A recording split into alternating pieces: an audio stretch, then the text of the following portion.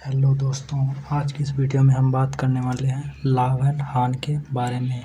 बशर्ते लाभ एंड लाभ होता क्या है।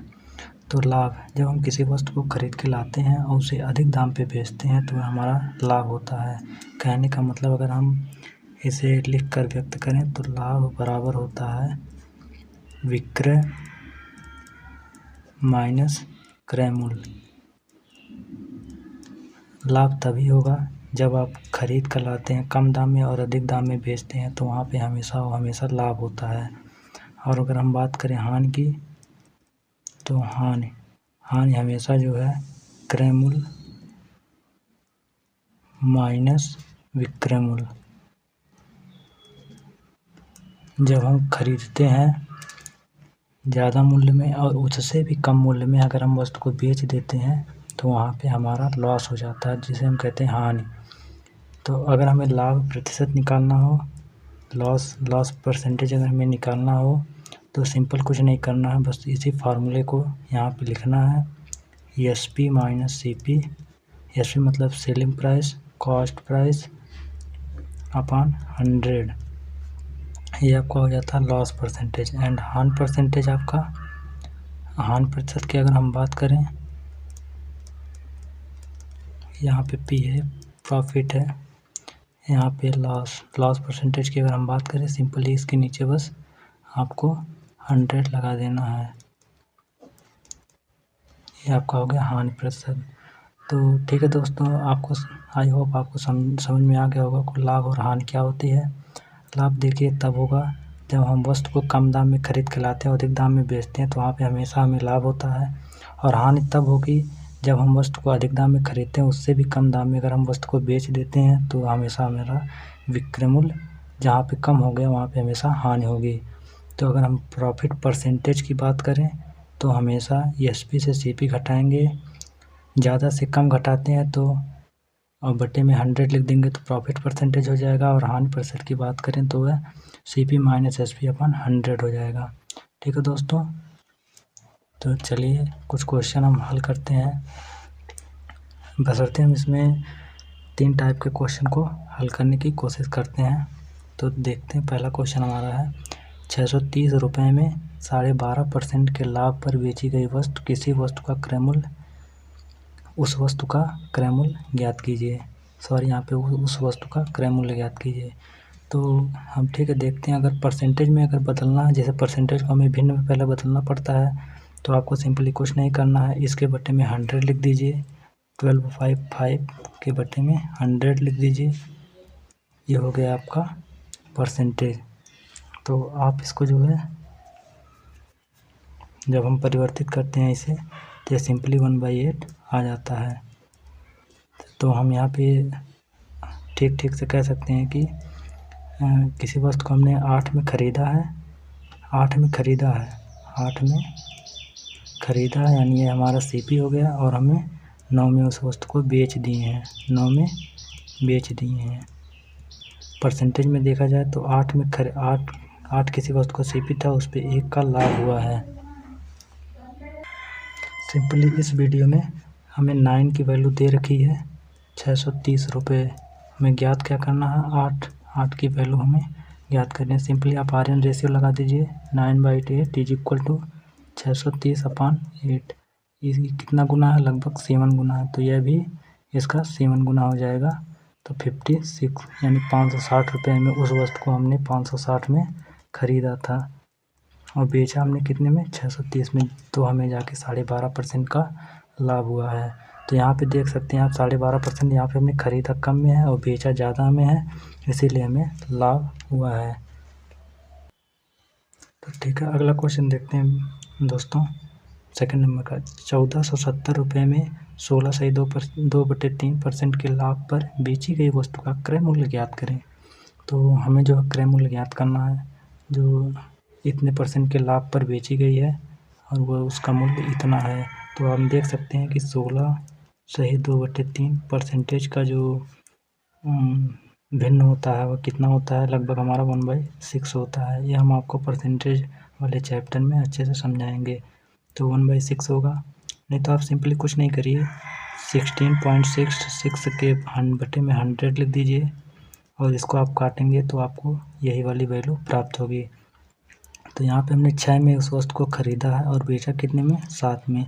7 हमारा एसपी हो गया। तो जिसका हमें वैल्यू दे रखा है, एब्सोल्यूट वैल्यू कितनी है, 1470। अब हम यहाँ पे पुनः आर्यन रेशियो लगाएंगे। आर्यन रेशियो लगाते हैं तो आप देख सकते हैं 7/6 1470 बटे में ये इसका कितना गुना है, लगभग 7 दूनी 14, 210, लगभग 210 गुना है। तो इसका भी हम 210 गुना कर देंगे तो 210 × 6 इज इक्वल टू कितना हो जाएगा, 0.612। यानी हमने उस वस्तु को इतने में ख़रीदा था। ये हमारा आंसर हो जाएगा। तो ठीक है दोस्तों, अगला क्वेश्चन देखते हैं। उसी तरह एक दुकानदार किसी वस्तु को विक्रय मूल्य पर 10% लाभ पर बेचता है तो वास्तविक लाभ प्रतिशत ज्ञात कीजिए। तो पहले वाले क्वेश्चन में आप देख सकते हैं, पहले वाले क्वेश्चन में जो है जो लाभ हुआ है उसे ये क्रय मूल्य पे हुआ है। लेकिन इस वाले क्वेश्चन में आप जो है देख सकते हैं जो यहाँ पे जो लाभ हो रहा है उसे विक्रय मूल्य पर हो रहा है। तो विक्रय मूल्य पर लाभ हमेशा कम होता है जबकि क्रय मूल्य पर लाभ हमेशा अधिक होता है। आप बात को याद रखिएगा। तो यहाँ पे हमें जो है विक्रय मूल्य पर जो हमें लाभ हुआ है वो लगभग 10% का हुआ है। 10% की फ्रैक्शन वैल्यू 10% यानी 1/10, यानी एस पी ये है तो इस पर हमें 1 का लाभ हुआ है। तो हम यहाँ से अब अपना सी पी निकाल सकते हैं। तो सी पी बराबर क्या होता है, पहले हमने जो फार्मूला देखा था, लाभ बराबर होता हमारा है S P minus C P. यहाँ पे आप वैल्यू सीधे सीधे पुट कर दीजिए तो ये हमारा हो जाएगा, सी पी इधर हो जाएगा तो 9 हो जाएगा। तो हमारी जो कॉस्ट प्राइस है वह 9 है, तो और जो हमारी सेलिंग प्राइस है वह 10 है। तो हमें जो है लाभ कैसे, जब भी हम लाभ ज्ञात करते हैं हमेशा कॉस्ट प्राइस पे होता है। तो कॉस्ट प्राइस पे लाभ कितने का हुआ है, 1/9 × 100। तो परसेंटेज वैल्यू में क्या हो जाएगा, 11.11%। ये आपका आंसर हो जाएगा। ध्यान रखिएगा दोस्तों, पहले वाले में जो है जो लाभ हुआ था वह हमें क्रय मूल्य पे हुआ था, लेकिन जो दूसरे वाले में है हमें लाभ विक्रय मूल्य पे हुआ है। इसलिए हमें हमेशा विक्रय मूल्य पे लाभ हमेशा कम होता है, क्रय मूल्य पे लाभ हमेशा अधिक होता है।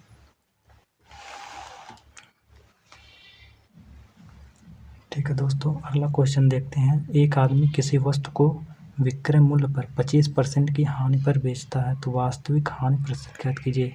यहाँ पर भी आप देख सकते हैं जो विक्रय मूल्य पर हानि हुआ, अब की बार उसे विक्रय मूल्य पे हानि हुआ, ना कि क्रय मूल्य पे। क्रय मूल्य पे जो हानि होती है वो हमेशा कम होती है, लेकिन विक्रय मूल्य पे हानि हमेशा अधिक होती है। तो विक्रय मूल्य पे हानि 25% है। 25% की फ्रैक्शन वैल्यू कितनी होती है, 1/4। यानी उसने एस पी उसकी 4 थी तो उसको उसे 1 की हानि हो गई है। 1 रुपये की 4 रुपये मान लीजिए अगर उसका एस पी था, उस पर 1 रुपये की हानि हो गई है तो उसकी सी पी कितनी की रही होगी, लगभग उसकी सी पी 5 रुपये की रही होगी। अब हम फार्मूले में इसे रख देते हैं तो हानि बराबर, जैसा कि हम लोग जानते हैं, हानि बराबर होता हमारा C P minus S P. तो हानि हमारा 1 हो जाएगा, सी पी कितना है नहीं मालूम है, माइनस एस पी इतना है। तो क्वेश्चन मार्क बराबर हो जाएगा हमें 5। क्वेश्चन मार्क बराबर मतलब सी पी है, आप समझ लीजिएगा। तो सी पी, तो वास्तविक जो हानि प्रतिशत होगी वह सी पी पे होगी। तो सी पी पे जो हानि होती है वह हमेशा कम होती है। तो हम जो है सी पी और एस पी, तो हम हानि प्रतिशत निकालेंगे, लॉस परसेंटेज हो जाएगा हमारा कितना, 5 से 4 गया अपॉन में 5, ये हमेशा क्रय मूल्य है, इज इक्वल्स टू कितना हो जाएगा, 5 - 4 1/5 × 100 इज इक्वल टू कितना हो जाएगा, लगभग 20%। दोस्तों हमने आपसे पहले भी कहा था कि जो हमारा लॉस होता है वह क्रय मूल्य पे लॉस हमेशा कम होगा और विक्रय मूल्य पे लॉस हमेशा अधिक होता है। जैसा कि आप देख सकते हैं ये वाला जो लॉस है हमारा क्रय मूल्य पे है। क्रय मूल्य पे लॉस हमेशा कम होगा और विक्रय मूल्य पे लॉस हमेशा अधिक होता है। वेरी सॉरी दोस्तों, यहाँ पे जो हमारा प्रॉफिट परसेंटेज है वह S P minus C P अपन 100 में नहीं रहेगा, यहाँ पे इंटू में 100 रहेगा, हमने ध्यान नहीं दिया, सॉरी इसके लिए बहुत ज़्यादा सॉरी। तो यहाँ पे सी पी हो जाएगा नीचे और हानि प्रतिशत क्या हो जाएगा, ये इसमें भी आप हमेशा सी पी पे ही निकालेंगे। तो आप इस तरह समझ लीजिए, जब भी हम लाभ ज्ञात करते हैं तो वो हमेशा सी पी पे ज्ञात करते हैं और हानि प्रतिशत ज्ञात करेंगे तब भी हम सी पी पे ही ज्ञात करते हैं। तो तो थैंक यू दोस्तों। आई होप आपको इस वीडियो में से कुछ हेल्प मिला होगा। अगर मिला हो तो लाइक करिएगा ज़रूर।